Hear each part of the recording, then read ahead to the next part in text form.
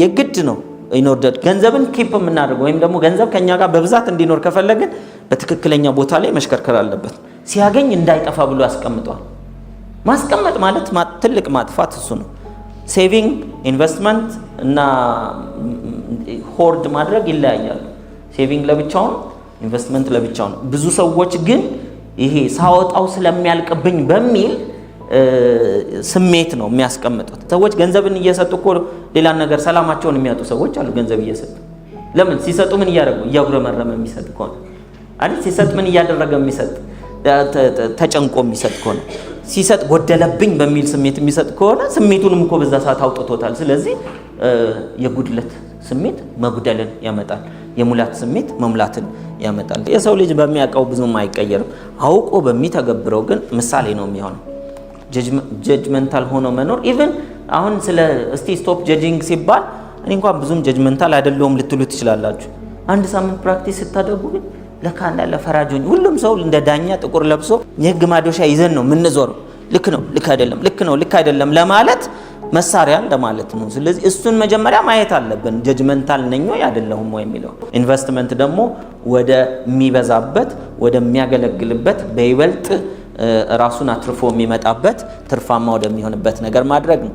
ስለዚህ ፕራክቲስ ስታደርጉ የሆነ ነገር ታገኛላችሁ። ያለውን ጥቅም ይዘን ወደፊት እንሄዳለን። የማይረባውን ደግሞ በእርግጠኝነት በዚህ ልምምድ ምክንያት አትወድቁ ወይም በዚህ ልምምድ ምክንያት መጥፎ ነገር ውስጥ አትገቡም። ግን በህይወታችሁ ትልቅ መረዳት ይፈጠራል፣ የበረታ ይዞት ይቀጥላል ማለት ነው። the law of giving and receiving ሁለተኛው ህግ ነው፣ የስኬት ህግ። ሁሉ ጊዜ ያው ስፒሪቹዋልም ነው ይሄ መስጠትና ምን ማድረግ giving and receiving በቃ ሰጥተን ነው የምንቀበለው። በዚህ ምድር የዘራነውን እናጭዳለን አይደል? መዝራት ግን እና መስራት ይለያያሉ። የዘራነውን ምን ማለት we must give and receive in order to keep money። ብዙ ሰው ገንዘብን ሆርድ ነው የሚያደርገው፣ ሲያገኝ እንዳይጠፋ ብሎ ያስቀምጧል። ማስቀመጥ ማለት ትልቅ ማጥፋት እሱ ነው። ሴቪንግ ኢንቨስትመንት እና ሆርድ ማድረግ ይለያያሉ። ሴቪንግ ለብቻው ነው፣ ኢንቨስትመንት ለብቻው ነው። ብዙ ሰዎች ግን ይሄ ሳወጣው ስለሚያልቅብኝ በሚል ስሜት ነው የሚያስቀምጡት። እንደሱ ከሆነ አግባብ አይደለም። ሴቪንግ የራሱ ካልቸር አለው። ሴቭ ማድረግ ማለት ከማይገባ ወጪ፣ ጊዜውን ካልጠበቀ ወጪ ገንዘብን ማስቀመጥ ሴቭ ማድረግ ነው። ከማይረባ ቦታ ከማጥፋት ወይም ለማይሆን ነገር ከማውጣት that is saving። ኢንቨስትመንት ደግሞ ወደ የሚበዛበት ወደሚያገለግልበት በይበልጥ ራሱን አትርፎ የሚመጣበት ትርፋማ ወደሚሆንበት ነገር ማድረግ ነው። ስለዚህ ጊቪንግ ኤንድ ሪሲቪንግ የግድ ነው።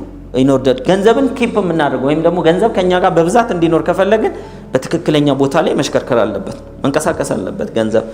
ገንዘብ ብቻ አይደለም ሌላም ነገር። ምክንያቱም መስጠትና መቀበል ስለ ገንዘብ ቀላል ስለሆነ ምሳሌው ተነሳ እንጂ ብዙዎቻችን ለምሳሌ ከሰዎች መልካም ነገር ወደኛ እንዲመጣ እንፈልጋለን። ምስጋና ሊሆን ይችላል፣ ግን አናመሰግንም ሰዎችን። ስለዚህ ሰዎች ላይ ሁልጊዜ የምናመሰግን መሆን አለብን። ባመሰገንን ኳሊቲያቸውን ባደነቅን ቁጥር ነው ወደኛ አድናቆት ሊመጣ የሚችለው። ፍቅርን የምንፈልግ ሰዎች ሆነን ግን ፍቅርን አንሰጥም። ስለዚህ ፍቅርን በምንፈልገው ልክ መስጠት አለብን። በሰጠነው ቁጥር ተባዝቶ ነው ወደኛ የሚመጣው።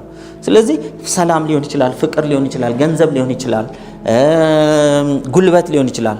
ጉልበት በሰጠነው ልክ አይደል እንደሚበዛው አይደል? በሰጠነው ልክ እኮ ነው የሚበዛው። ለዚህ አይደል እንደ ሰዎች ጂም ገብተው ጉልበት የሚያወጡት እኮ ጉልበት ነው። ለምን ለማግኘት? ጉልበት ለማግኘት። ስለዚህ ጉልበትን ለብረታ ብረት ከመስጠት ለወንድም፣ ለእህት፣ ለአክስት፣ ለአጎት ደግሞ ብንሰጠው ሌላም ኢነርጂ አለው። ግልጽ ነው። የመንፈሳዊ ኢነርጂም አለው። እሱን ጭምር እናገኝበታለን። ስለዚህ መስነፍ አይቻልም። ቅድም እንዳልኳችሁ ነው። መስነፍ እኮ አይቻልም። ደክሞኛል ስለደከመን አይደል እንጂ ጉልበት መስጠት እኮ አቅቶን አይደለም የሚል ነገር የለም በውስጣችሁ። ደክሞኝ ነው እንጂ ለደከሙ ሰዎች ለማገልገል ገንዘብ ስለሌለኝ ነው እንጂ ጊዜ ስለሌለኝ ነው እንጂ ቢዚ ሆኜ ነው እንጂ በምንም አይነት ምክንያት መስጠትን ያቆመ መቀበል እያቆመ ይመጣል ማለት ነው። መስጠትን በምንም ምክንያት የቀነሰ መቀበሉ እየቀነሰ ይመጣል ማለት ነው። ስለዚህ የምንሰጠው ነገር እየበዛ መምጣት አለበት። እንዲበዛ ስላለን አይደለም የምንሰጠው፣ ካለን እንጀምራለን አይደለም። እሱ ገንዘብ አለው፣ ገንዘባውን ይሰጣል። እኔ ያለኝ ጉልበት ነው፣ ጉልበት መስጠት ጀምራለሁ። ለምን? የመስጠትና የመቀበል ህግ ለሁሉም ይሰራል። እኔ በጉልበት ስሰጥ የማገኘው ሁሉንም ነገር ነው፣ ጉልበት ብቻ አይደለም ማገኝ። ግልጽ ነው። ፍቅርን ስሰጥ ፍቅር ብቻ አይደለም ማገኘው። እሱም ገንዘብ ሲሰጥ ገንዘብ ብቻ እኮ አይደለም ያገኘው።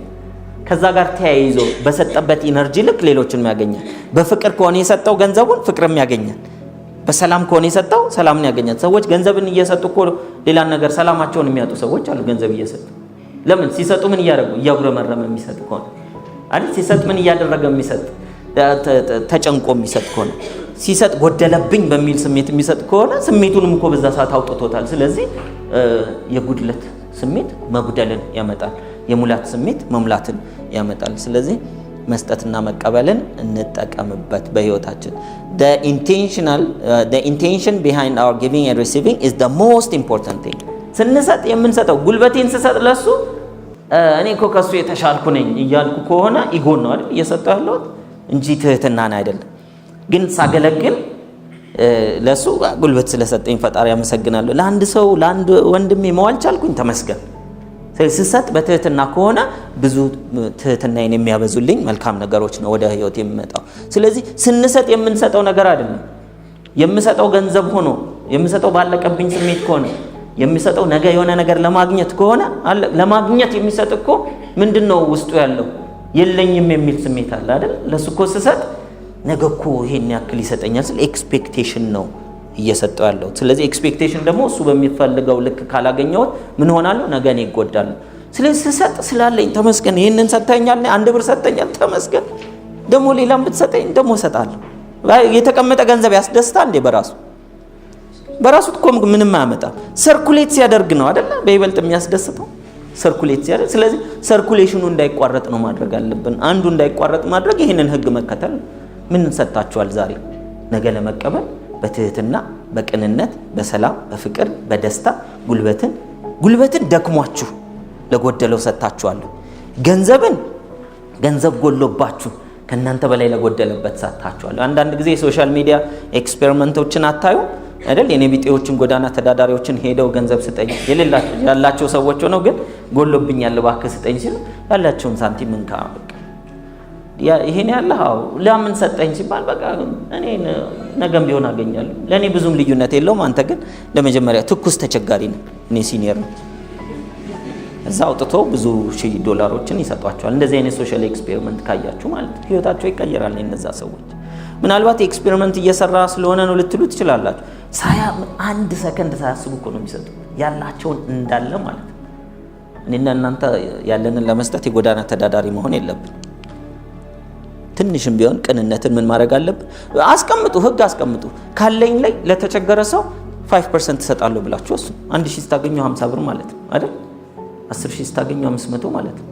አንዳንድ ሰው 1000 ሲያገኝ 50 ብር ሲባል 50 ብር ትልቅ ይሆንበታል። የሱ ምን ያክላል ይሄ 50 ብር ለመስጠት ጊዜ ሲሆን ማለት ነው። 1000 እንዳለ የማይታየን ከሆነ አለቀ። ይሄ ምን ይባላል? የጉድለት ሜንታሊቲ አለው የለውም ይሄ ሰው? ስለዚህ ነገ እንዲጨመርልኝ በፍቅር እኮ ነው በደስታ 1000 ተሰጠኝ አይደለ? ከዛ ላይ 5% አንድም ትሁን ሁለትም ትሁን 10ም ይሁን ችግር የለውም። ግልጽ ነው። ግን አስቀምጡና ከማገኘው ገንዘብ ላይ ለተቸገረ ልቤን ለነካኝ ለማንኛውም ይሄን ያክል ፐርሰንት ሁልጊዜ ብላችሁ ገቢ ስታገኙ የሆነ ለብቻው አስቀምጡት። ከዛ ያወጣችሁ ስለ 100% ስጡ አላልኩም። ተቸጋሪው እናንተ እንዳትሆኑ ማለት ነው። ሁሉንም ስጡ አላልኩም። በእቅድ በበጀት ነው። እቅድና በጀት ስታወጡ ግን ለኔ እንደሞላህልኝ ደግሞ የጎደለባቸው ስላሉ ለነሱ አንተ በሻው ልክ ወደኔ የምታመጣውን እንትን አይነት እጥረት ያለበትን ልሰጥ ፈቃደኛ